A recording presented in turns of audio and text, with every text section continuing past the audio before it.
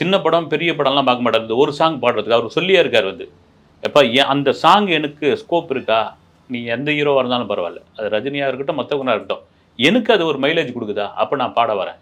சில பாட்டில் சம்பளம் வாங்காமலே பாடியிருக்காரு, சும்மாவே பாடி கொடுத்து. அப்படின்பொழுது எனக்கு பழைய ரீவைண்ட் சம்பவங்கள் தான் ஞாபகம் வருது. என்னன்னா, ஒரு கதை ரெடி பண்ணிட்டாரு டிஆர், நான் சொல்றது 80களில் ரெடி பண்ணி இந்த கேரக்டருக்கு ரஜினி தான் பொருத்தமாக இருப்பாருன்னு சொல்லி ரஜினிகிட்ட போய் கதை சொல்கிறார். ரஜினி பிடிச்சி போகுது. ஏன்னா டிஆர் ஒரு பக்கம் பீக்கில் இருக்காரு.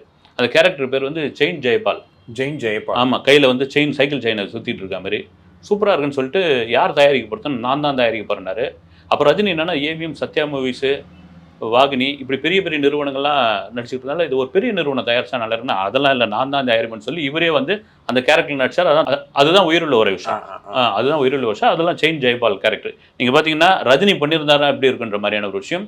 அப்புறம் ரஜினி படங்கள் வரும்போது இவர் படமும் வரும், ஒரு கிளாஷ் மாதிரிலாம் இருக்கும். அது ரெண்டுமே போட்டி போட்டுன்னு போகும். இப்போ 80களில் எல்லா படமும் ஓடும்.